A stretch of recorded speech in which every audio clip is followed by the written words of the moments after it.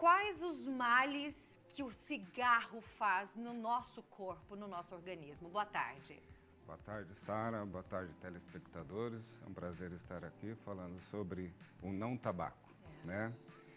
Malefícios, a partir do momento que alguma pessoa coloca um cigarro e acende, hoje, comprovadamente, ele está se colocando dentro do seu organismo mais de 4.000 substâncias que são maléficas ao seu organismo. 4.000? Mais de 4.000 substâncias. Não é pouco, né? Sendo que dentro dessas 4.000, 90 delas são cancerígenas. Então, a gente sabe que é um malefício muito grande quando se acende um cigarro e coloca-se na boca e aspira essa fumaça. Quais as doenças, além do câncer, que a gente pode ter por causa do cigarro? Então, 1/3 das pessoas que fumam podem ter câncer, né? E outras doenças mais comuns que a gente vê no dia a dia, doenças pulmonares obstrutivas crônicas, como o enfisema é uma delas, que é uma doença irreversível. Doenças cardiovasculares, o infarto é uma característica muito importante no nosso meio. E também doenças cerebrovasculares, como acidentes vasculares encefálicos, que também são comuns no nosso meio, com pessoas que usam o tabaco no seu dia a dia. Gente, a gente vai continuar falando sobre isso. Eu quero saber de você. 43 999 520380. Você já tentou parar de fumar? Será que existe uma solução? Será que a gente consegue parar de fumar? Daqui a pouquinho a gente vai falar sobre isso. Mas como hoje realmente é o Dia Mundial Sem Tabaco, que é mais uma data reservada para que a gente reflita sobre os perigos que o vício do cigarro pode trazer à nossa saúde. De acordo com a OMS, que é a Organização Mundial de Saúde, no Brasil, 443 pessoas morrem por dia por complicações ligadas ao uso do tabaco. São mais de 162 mil mortes por ano. E de uns tempos para cá, um novo vilão apareceu. O cigarro eletrônico, que tem sido usado cada vez mais pelos jovens e, segundo os médicos, faz mal igual ou até pior que o cigarro convencional. Confira na reportagem de Ana Contato. O álbum de memórias do Carlos guarda registros da época em que o cigarro era a companhia. Ele começou a fumar ainda menino, aos 13 anos. Inicialmente era status e querer pertencer a um grupo. E efetivamente assim aconteceu comigo. Eu não me sentia viciado na época e eu me descobri viciado ao longo do tempo. Foram 26 anos fumando 1,5 maço por dia. Já adulto e consciente dos prejuízos que o tabaco causa à saúde, ele queria parar, mas sabia como era difícil. Eu não encontrava um método, um meio para poder conseguir largar o cigarro. Eu vi o Programa Nacional do Antitabagismo e eu procurei a unidade de saúde do Jardim Pisa, dei meu nome e fui chamado. O Programa Municipal de Combate ao Tabagismo existe há mais de 10 anos em Londrina e faz parte do Programa Nacional que tem o mesmo objetivo: ajudar fumantes a largar o vício. O profissional treinado, ele vai orientar, vai dar dicas, vai instrumentalizar essa pessoa, como lidar com a fissura, com a abstinência também. Os encontros semanais acontecem durante 1 mês nas unidades básicas de saúde. Depois disso, as reuniões continuam, só que de maneira mais espaçada, durante todo o semestre. São grupos pequenos, de até 10 pessoas, um dando apoio para o outro. A porcentagem de sucesso de uma pessoa que quer parar de fumar através do grupo é maior.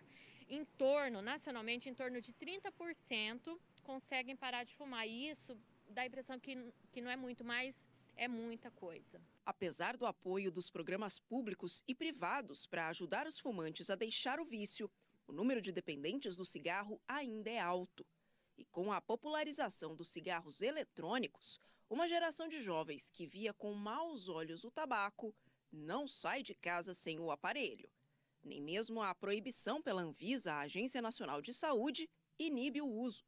No Paraná, o consumo de cigarro eletrônico aumentou de 0,9% para 3,4% entre os fumantes nos últimos 4 anos.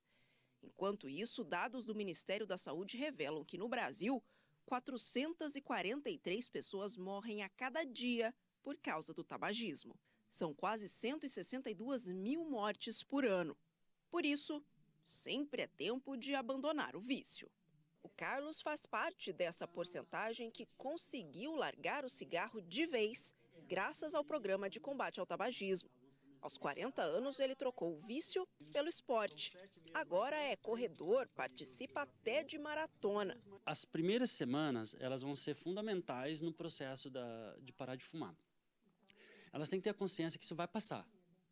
É uma fase, é só uma fase. Vai passar, a consciência vai vir. E esse interruptor é você que vai dominar ele, se você vai querer ligar ou não.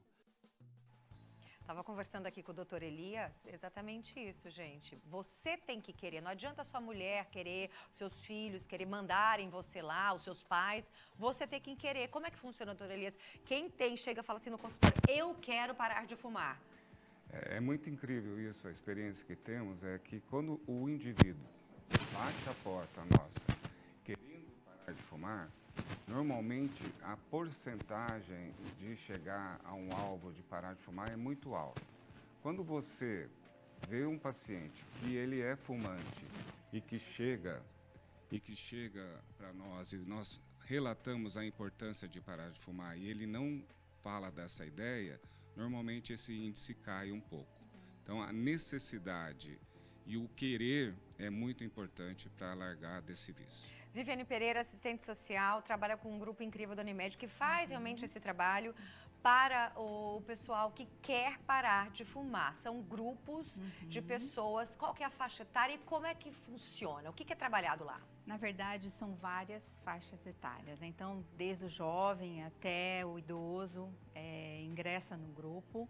É um grupo de apoio, de acolhimento e que tem esse objetivo de trocas de experiências e estratégias. Entre eles, saem muitas estratégias justamente para lidar com o lado da dependência psicológica e com o hábito, que também não é fácil de lidar, né? A gente viu na matéria, né? Na verdade, o pior momento, como é um vício, como qualquer outro tipo de vício, o pior momento é aquele começo, né? Porque você tem aquela dependência. A dependência da nicotina e de outros também componentes que tem no cigarro. E hoje em dia, gente, cada vez mais jovens, por causa desse cigarro eletrônico, narguile e tem tantos outros, é muito sério e é muito perigoso. Eu estava vendo, doutor, o senhor me corrija se eu estiver errada, que o cigarro, ele mata mais de câncer do que câncer de mama, do que câncer de próstata no mundo.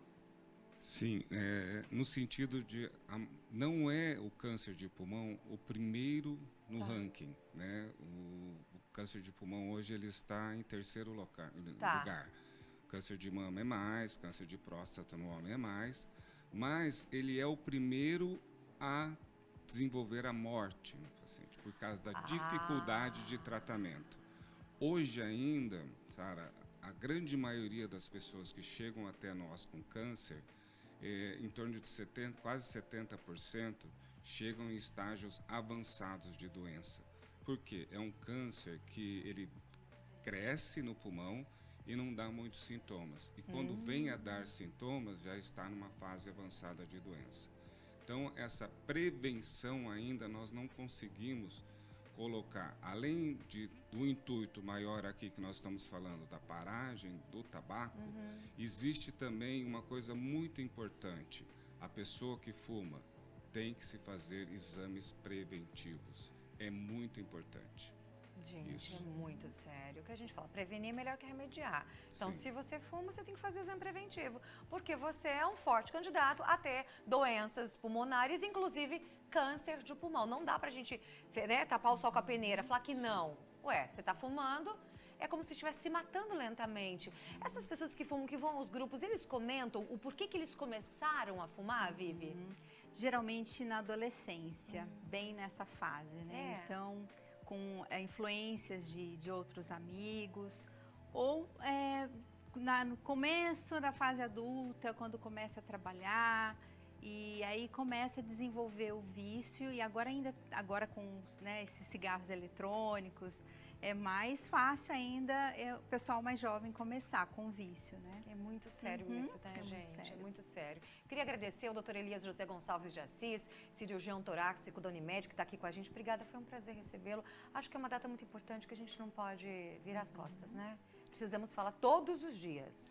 Nós que agradecemos e foi uma oportunidade de falar à população o quão é importante, não só na prevenção, como também retirar esse vício. É isso aí. Porque é um vício que ainda legalmente é aceito, mas nós sabemos que metade das pessoas que fazem uso desse vício vão morrer prematuramente.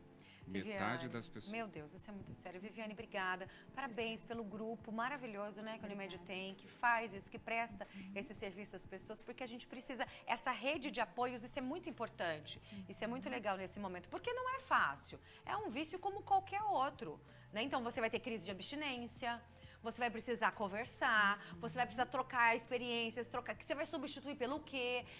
Gente, isso aqui a gente daria para fazer uns 5 programas ao vivo diário aqui, o tempo inteiro falando, porque é assunto para dar e render.